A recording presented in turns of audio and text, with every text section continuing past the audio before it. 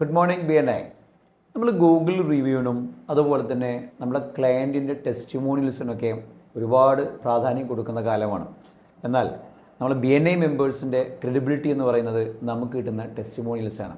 Weekly മീറ്റിങ്ങിൽ നമ്മൾ പറയുന്ന ടെസ്റ്റിമോണിയൽസ് പലപ്പോഴും നമ്മൾ BNI കണക്റ്റിൽ റെക്കോർഡർ അല്ലല്ലോ.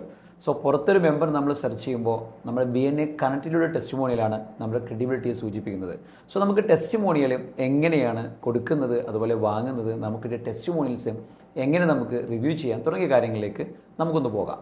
സോ ടെസ്റ്റിമോണിയൽ കൊടുക്കുന്നതും വാങ്ങുന്നതും എങ്ങനെയെന്ന് അറിയാൻ വേണ്ടി നമ്മൾ BNI കണക്റ്റിൽ ലോഗിൻ ചെയ്യുക. സോ അതിൻ്റെ ഏറ്റവും താഴെ കമ്മ്യൂണിറ്റി ഓപ്ഷനിൽ ഗ്രൂപ്പ്സ്, ടെസ്റ്റിമോണിയൽസ്, കണക്ഷൻസ് കാണാം. സോ ടെസ്റ്റിമോണിയൽ ടാപ്പ് ചെയ്ത് കഴിഞ്ഞിട്ടുണ്ടെങ്കിൽ ടെസ്റ്റിമോണിയൽ റിസീവ്ഡ് കാണാം. അത് നമുക്ക് കിട്ടിയ ടെസ്റ്റിമോണിയൽസ് ആണ്. നമുക്കിത് ടാപ്പ് ചെയ്തിട്ടുണ്ടെങ്കിൽ നമുക്ക് കിട്ടിയ ടെസ്റ്റിമോണിയൽസ് നമുക്ക് വായിക്കാം.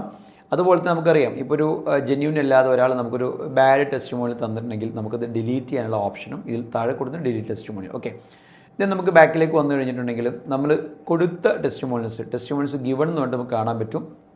ഒരു മെമ്പർക്ക് നമുക്ക് ഒരു പ്രാവശ്യം മാത്രമാണ് ടെസ്റ്റിമോണിയൽ കൊടുക്കാൻ പറ്റുള്ളൂ. സോ അത് നമുക്കിവിടെ കാണാൻ പറ്റും. Most important thing is testimonial request. നമ്മളോട് ആരെങ്കിലും ടെസ്റ്റിമോണിയൽ ആവശ്യപ്പെട്ടിട്ടുണ്ടെങ്കിൽ അതിവിടെ കാണാൻ പറ്റും. അത് ഓപ്പൺ ചെയ്ത് കഴിഞ്ഞിട്ടുണ്ടെങ്കിൽ നമുക്ക് വേണമെങ്കിൽ ടെസ്റ്റിമോണിയൽ കൊടുക്കാം, ഗിവ്, ഇത് ഇഗ്നോർ ചെയ്യാം, പെൻഡിങ്ങിൽ വെക്കാം, അതുപോലെ നമുക്ക് വേണമെങ്കിൽ റിജക്റ്റ് ചെയ്യുകയും ആവാം.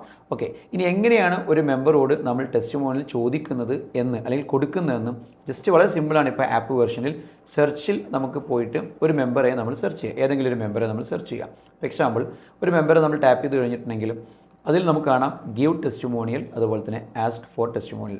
ഗിവ് ടെസ്റ്റിമോണിയൽ എന്ന് പറഞ്ഞാൽ നമുക്ക് അദ്ദേഹത്തിന് ടെസ്റ്റിമോണിയൽ കൊടുക്കാനുണ്ടെങ്കിൽ നമുക്ക് ആവശ്യമുള്ള കാര്യങ്ങൾ ടൈപ്പ് ചെയ്യാം, ദെൻ സബ്മിറ്റ് ചെയ്യാം.